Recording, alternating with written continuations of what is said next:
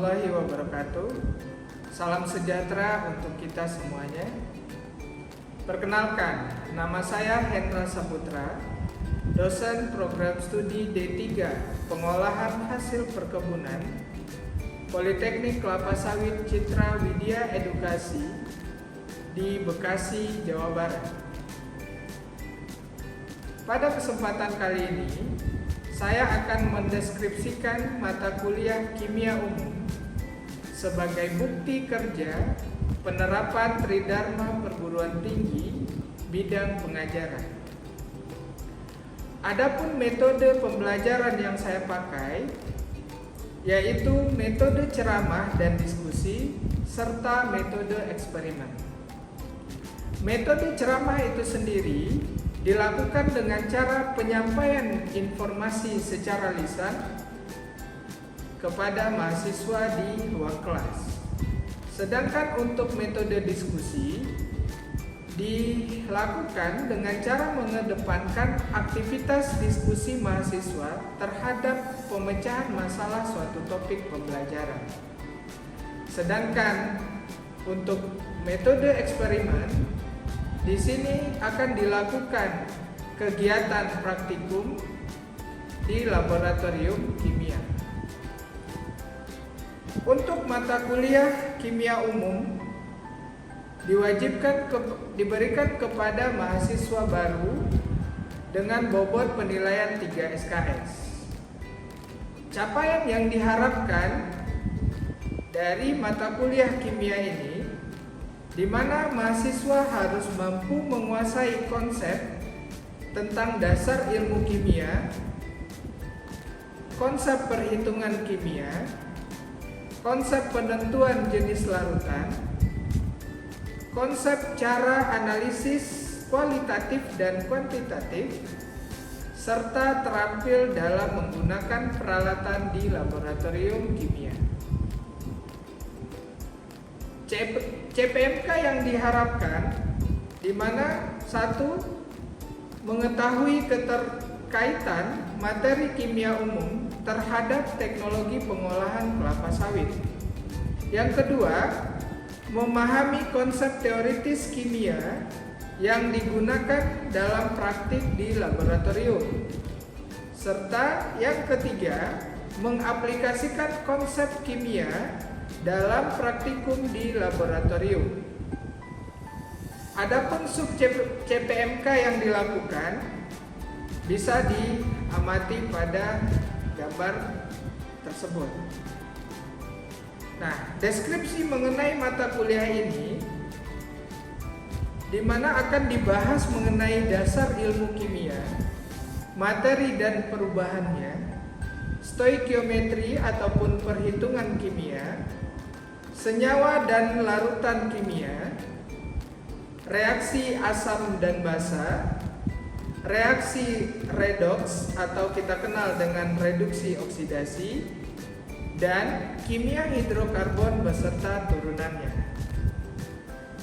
Di mana keterampilan dalam menggunakan instrumen di laboratorium dilakukan kegiatan dengan cara praktikum secara langsung di laboratorium. Untuk mata kuliah ini terdiri atas 16 kali pertemuan dengan dilakukannya 2 kali ujian, 1 ujian tengah semester dan ujian akhir semester. Untuk penilaian laboratorium nanti juga akan diberikan penilaian khusus di mana praktik laboratorium memiliki bobot lebih besar dibandingkan dengan teoritis. Adapun tugas-tugas yang nantinya akan diberikan kepada mahasiswa di mana yang pertama, mahasiswa harus bisa mencari, menggali referensi dan membuat rangkuman terkait capaian pembelajaran. Yang kedua, membuat laporan lengkap dari praktikum dari percobaan kimia yang telah dilakukan. Sedangkan yang ketiga, mampu menjelaskan ataupun mempresentasikan hasil diskusi dengan cara kelompok di ruang kelas. Berikut adalah bukti pengajaran yang sudah dilakukan di ruang kelas dan di laboratorium. Selamat menyaksikan dan mudah-mudahan kita bisa mendapatkan ilmu serta pembelajaran. Terima kasih. Assalamualaikum warahmatullahi wabarakatuh. Bismillahirrahmanirrahim. Assalamualaikum warahmatullahi wabarakatuh. Waalaikumsalam warahmatullahi wabarakatuh. Oke, selamat pagi, salam sejahtera untuk kita semua. Bagaimana kabarnya hari ini? Oke, rekan-rekan sekalian, ya. Untuk pertemuan kali ini kita akan membahas mengenai titrasi asam basa. Ya, sebelumnya saya sudah berikan ya topik yang akan kita bahas hari ini apa. Nah, sebelum kita lanjutkan membahas mengenai asam basa, kita lihat dulu seberapa pemahaman dari adik-adik sekalian mengenai asam basa itu sendiri. Oke, coba yang tahu apa itu asam, coba silakan angkat tangan. Oke, silakan Judika. Coba Judika. Asam adalah suatu zat yang ketika dilarutkan di dalam air akan menghasilkan H+ atau hidrogen. Ciri-cirinya yaitu memiliki pH atau derajat keasaman di bawah atau lebih kecil dari 7. Oke, terima kasih Judika ya. Oke, kalau basa seperti apa? Coba ada yang basa? Oke, Asmi. Menurut Arminius, basa adalah semua zat jika dilarutkan dalam air akan menghasilkan OH-, yang dimana misalnya pada natrium hidroksida, contohnya misalnya jika diuraikan dalam air akan menghasilkan Na+ dan OH-. Sifatnya itu basa jika bereaksi dengan asam akan bersifat garam.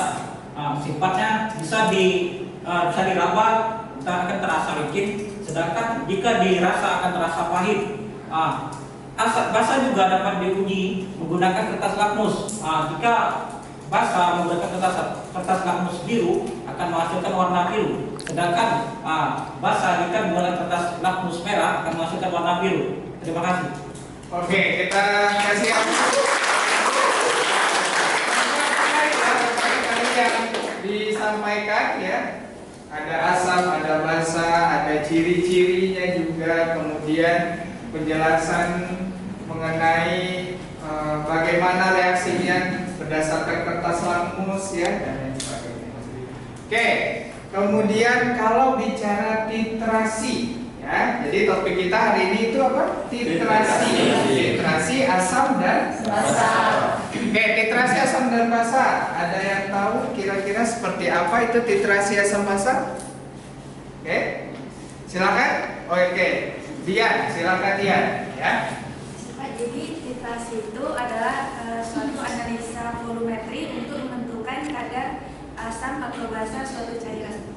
Oke, menentukan kadar ya, atau kita sebutnya di sini apa? Konsentrasi. Ya. Oke, baik, terima kasih Dian.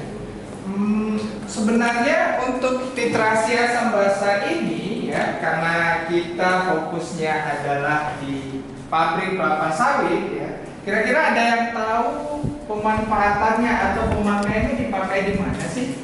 Oke, ada yang tahu? Oke, silakan Gustin ya. Ya. Jadi titrasi asam basa itu yang dilakukan seperti di tempat saya PKL, yaitu pengujian FFA atau asam lemak bebas. Yang dimana yang diuji itu untuk CPO, untuk mengetahui kadar asam lemak bebas pada CPO. Oke, untuk penentuan kadar asam lemak bebas ya. Jadi nanti ada asam yang akan kita tentukan kadarnya. Oke ya. Nah, di sini nanti kita akan pelajari bagaimana dari titrasi asam basa itu sendiri serta pemakaiannya di laboratorium pabrik kelapa sawit ya. Oke, kita coba lihat dulu untuk ya, ini ya. Nah, jadi tujuan kita hari ini mempelajari indikatornya adalah bisa mendemonstrasikan, ya. Jadi mahasiswa itu dituntut harus bisa melakukan pengaplikasian titrasi asam basa, ya, terutama dalam penentuan tadi FFA. Oke ya. Nah, jadi kita bisa mendemonstrasikan, ya. Nah, apa pengalaman yang bisa kita dapatkan di sini? Yaitu untuk pengamatan ketepatan kerja di laboratorium, ya. Terutama yang kedua, kita harus bisa menyajikannya dalam bentuk laporan, ya. Pastinya kalau kita di pabrik, ya, itu CPO-nya harus ada standarnya, harus ada baku mutunya, ya. Kalau tidak sesuai dengan baku mutu, nah pasti entah harganya yang kurang atau konsumennya yang tidak menyetujui, ya, mau permintaannya sesuai dengan standar yang ditentukan. Oke ya, bisa dipahami? Jadi tadi pemanfaatan, ya, di pabrik kelapa sawit dari titrasi asam basa itu sendiri dipakai dalam penentuan free fatty acid, ya, atau kita kenal dengan asam lemak bebas. Nah, asam lemak bebas ini terdapat di mana? Dari CPO, ya. CPO itu mengandung asam lemak bebas, ya. Nah, kemudian nanti akan kita analisa dengan menggunakan suatu basa yang kita sebut dengan natrium hidroksida, ya, atau NaOH. Oke. Nah, hasilnya apa? Berupa senyawa garam, ya.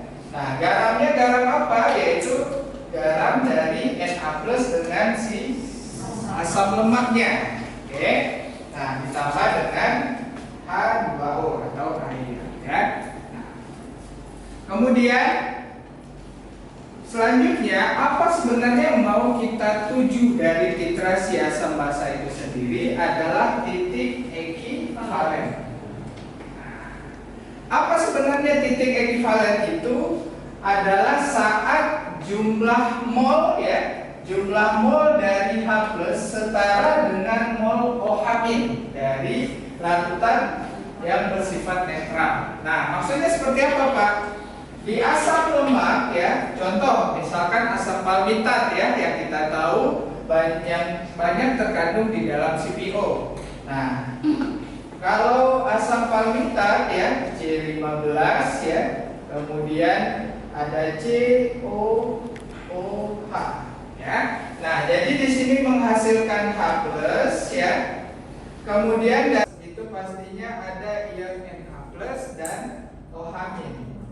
Nah, yang dikatakan titik ekivalen itu adalah saat jumlah H+, ya, itu sama dengan OH-. Nah, di saat itulah dikatakan titrasi asam basa itu terjadi, ya, atau sudah habis. Nah, kemudian kalau kita lihat tata caranya, ya, nanti akan kita cobakan juga di laboratorium, ya. Pertama kita lihat dulu. Nah, ini kondisi pH yang berlangsung, ya. Nah, ini adalah yang contohnya, ya, kita pakai asamnya HCl. HCl apa? Asam klorida, ya. Kalau bahasa kuatnya di sana NaOH, ya, natrium hidroksida. Nah, di sini ada persamaan reaksinya, ya, persamaan reaksi. Oh, belum diperbesar, ya. Oke, kita perbesar dulu. Nah, di sini terdapat persamaan reaksi, ya. Nah, reaksi ionnya apa? H+ ditambah OH-, ya. Nah, kalau kita lihat pergerakan dari pH-nya seperti apa? Nah, misal, ya, di dalam yang mau kita tentukan itu adalah konsentrasi HCl dengan menggunakan NaOH. Nah, kalau HCl asam, ya, tadi pH-nya kecil dari 7. Nah, saat kita mulai tambahkan, ya, basa ke dalam larutan HCl, ya, pH-nya akan berlangsung naik, ya. Nah, sampai di titik ekivalen itu diharapkan pH-nya netral, ya, atau sama dengan 7. Oke.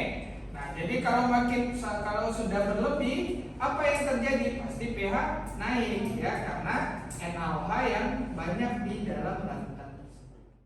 Itu kira-kira dari titrasi asam basa. Ada yang mau bertanya? Silakan. Oke. Ada? Oke, silakan. Pak, dari titik ekuivalen tadi ya, itu adanya di endpoint-nya atau gimana? Nah, titik ekivalen ya, titik akhir valensi diharapkan itu sangat dekat dengan titik akhir. Ya, jadi sebelum titik akhir titrasi harus tercapai dulu titik ekivalen. Ya. Nah, jadi warnanya yang tidak hilang itu kenapa? Karena sudah tidak ada lagi H+ yang ada di dalam elemen kita. Makanya si OH- itu bereaksinya dengan indikator, makanya warnanya langsung tidak hilang. Ya. Kalau awal Masih kan kita aduk hilang ya warnanya. Kemudian kalau sudah tercapai titik ekivalen ya, nah kemudian kan tidak bisa kelihatan ya kapan terjadinya. Tapi diharapkan itu sangat dekat posisinya dengan titik akhir titrasi. Ya, makanya titrasi itu kita nyatakan selesai kalau terjadinya perubahan warna. Ya, perubahan warna dari apa? Dari indikatornya. Ya, kalau sudah tidak hilang warnanya dengan kalau pengamatan secara visual pink seulas, itu titrasi sudah boleh kita hentikan. Ya, kemudian selanjutnya apa? Langkah selanjutnya adalah kita lihat berapa jumlah NaOH yang kita pakai. Oke, paham? Yuk. Baik, terima kasih ya. Saya rasa cukup ya untuk penjelasan dari titrasi asam basa ya. Diharapkan adik-adik sekalian mampu dalam mengaplikasikan ya, terutama prinsip asam basa ke dalam penentuan ataupun pemakaian nantinya di laboratorium pabrik kelapa sawit ya. Oke, nah selanjutnya nanti kita akan coba ya secara langsung di laboratorium proses titrasi itu. Sebelumnya kita sudah bahas mengenai titrasi asam basa ya yang sudah kita bicarakan di kelas. Nah, di sini kita akan mendemonstrasikan ataupun mempraktekkan secara langsung seperti apa proses dari titrasi asam basa itu sendiri ya. Nah, di sini kita menggunakan larutan NaOH ya. Larutan NaOH di sini itu belum bisa kita gunakan langsung dalam penentuan asam lemak bebas ya ataupun dalam penentuan asam yang lainnya. Kenapa? Karena NaOH di sini sifatnya masih dikatakan sebagai larutan standar sekunder. Nah, jadi tahapan pertama yang akan kita lakukan adalah kita harus standarisasi terlebih dahulu ya. Standarisasi larutan NaOH dengan KHP ya, kalium hidrogen platrat ya. Nah, kenapa kita gunakan KHP di sini?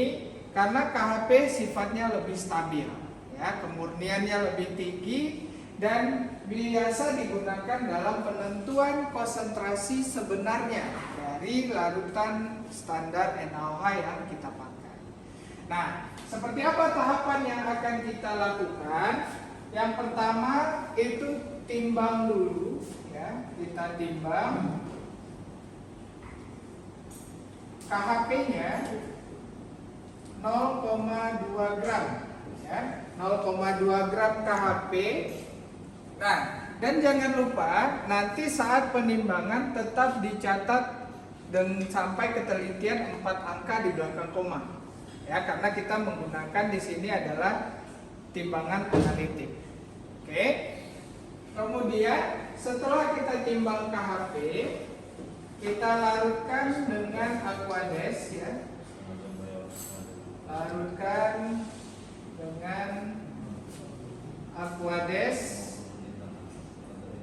25 mili ya ke dalam Erlenmeyer ya. Jadi larutan KHP itu dibuat langsung ke Erlenmeyernya. Nah, setelah 25 mili Aquades ya, perhatikan sampai KHP-nya ini larut sempurna. Ya, karena KHP di sini dalam bentuk padatan ya, nanti dicek dulu harus larut dengan sempurna. Kemudian sebelum kita lakukan titrasi, ya, tambahkan 3 tetes indikator PP ya, indikator fenol petalain ya 1% sebanyak 3 tetes. Jadi ke dalam Erlenmeyer ditambahkan 3 tetes dari indikator PP. Barulah ya kita titrasi dengan NaOH, di mana posisinya ini di dalam buret ya. Jadi sebelum kita titrasi, NaOH kita masukkan dulu ke dalam buret. Oke. Nah, kurang lebih nanti seperti ini ya, rangkaian dari kita titrasi. Nah, ini adalah buretnya. Di sini ada kran ya untuk mengatur dari jumlah NaOH yang kita pakai. Nah, di tiap-tiap buret ada skala. Inilah nanti yang harus diperhatikan ya, berapa jumlah NaOH yang kita pakai. Oke. Nah, kemudian di sini Erlenmeyer.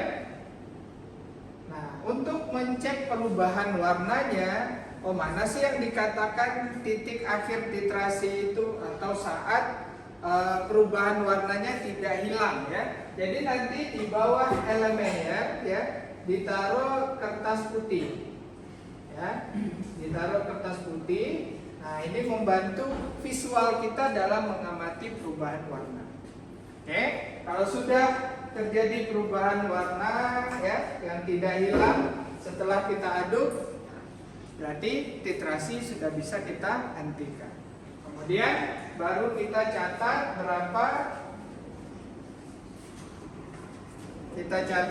berapa volume dari NaOH yang terpakai. Ya. Kita catat volume NaOH yang terpakai, kemudian baru kita bisa tentukan berapa konsentrasi dari NaOH sebenarnya. Oke. Nah, ini nanti setelah kita lakukan ya baru kita masukkan ke dalam perhitungan. Nah, untuk cara kerjanya bisa dimengerti, bisa dipahami? Bisa ya. Oke, kali ini saya akan dibantu oleh Mbak Dian ya, analis laboratorium kita. Nah, nanti rekan-rekan mahasiswa harap diikuti ya instruksi dari analis kita. Silakan Mbak Dian diinstruksikan ya.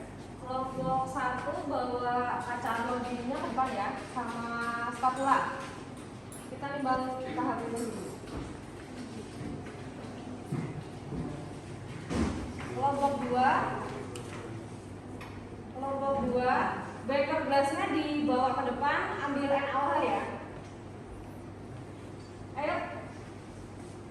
Ayo langsung yang kelompok 2 yang di sini. Langsung dimasukin aja nggak apa? Jangan. Ya, ambil 50 mili. Dibagi sama teman-teman. Dinolkan dulu, ya. Timbang.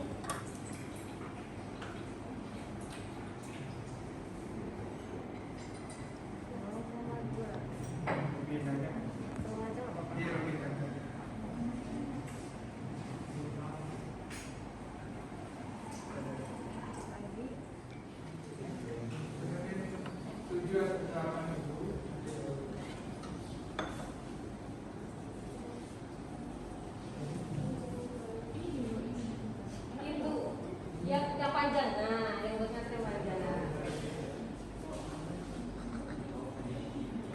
Cara untuk titrasi itu, ini kamu ketinggian dulu. Jadi, oke. Cukup ini saja. Aturan keras. Oke. Nah, yang satu untuk nado. Ini masih terlalu tinggi. Ya, kalau bisa jangan terlalu tinggi. Oke. Ini yang kanan ngaduk, ya. Yang kiri yang ngatur untuk keran ya, maksudnya berapa cepat atau mau diperlambat ya boleh, ya bebas. Yang penting, oke. Nah, nanti titrasi dihentikan saat warna pinknya itu pink seulas, ya baru bisa kita hentikan. Jangan keluar langsung banyak gitu, pasti dia langsung pink. Lewat tutup lah kan. Makanya kalau 2 orang sambil titrasi itu kita nggak bisa memperkirakan kecepatan NaOH-nya yang keluar ya, makanya satu tangan itu di keran, nah gitu ya. Nah ini lewat ya, jauh sekali dari titik akhir titrasinya. Apa kita aman? Bisa jadi pelajaran ya. Baik, Pak. Atas, nah tutup. Bentar ya. Ini ya. Jadi, nah ini pink seulas ya. Ini pink seulas. Ya kalau kita bisa lihat ya. Nah, makanya dibantu sama kertas putih supaya kelihatan dia tidak bening lagi setelah kita aduk. Ya, artinya apa? Titik ekuivalennya sudah tercapai, si indikator PP-nya itu bereaksi dengan basal warnanya. Oke, yang sudah nanti dibersihkan ya alat-alat laboratoriumnya. Nah, kemudian jangan lupa dicatat berapa volume NaOH yang sudah terpakai ya. Nah, kalau sudah catat ya, dicatat volumenya. Nanti dalam penentuan berapa konsentrasi NaOH sebenarnya itu menggunakan perumusan W dikali 1000 ya per kemudian T dikali 204,24 ya. Nah, di mana W di sini adalah berapa gram KOH yang dipakai tadi saat pembuatan larutan KHP-nya. Ya. Nah, sedangkan untuk T di sini adalah volume dari NaOH yang terpakai saat titrasi. Bisa, ya? Nah, sedangkan angka 1000 itu adalah konversi dari liter ke mililiter, ya, karena di sini kita dalam satuan mililiter, ya. Sedangkan untuk angka 204,24 ini itu adalah berat molekul ya dari KHP itu sendiri. Ya. Jadi berat molekul dari kalium hidrogen latratnya. Oke. Nah, nanti didapatkanlah ya konsentrasinya berapa. Perhatikan sampai 2 angka di belakang koma ya, konsentrasinya minimal untuk konsentrasi dalam satuan normalitas ya, normalitas. Oke, sampai di sini paham? Paham. Oke, kalau paham ya, nah selanjutnya akan kita cobakan untuk penentuan FFA ya pada sampel minyak kelapa sawit ataupun minyak inti ya, itu bisa dilakukan. Oke, sejauh ini ada pertanyaan? Tidak? Oke, kalau tidak ada ya nanti dicuci dulu alat yang sudah dipakai ya. Kita lanjutkan nanti dengan FFA pada CPO dan PKO. Oke, kalau tidak ada pertanyaan kita tutup dulu ya. Assalamualaikum warahmatullahi wabarakatuh. Waalaikumsalam warahmatullahi wabarakatuh. Oke, jangan lupa buat ya. Oke, terima kasih ya. Terima kasih, Pak.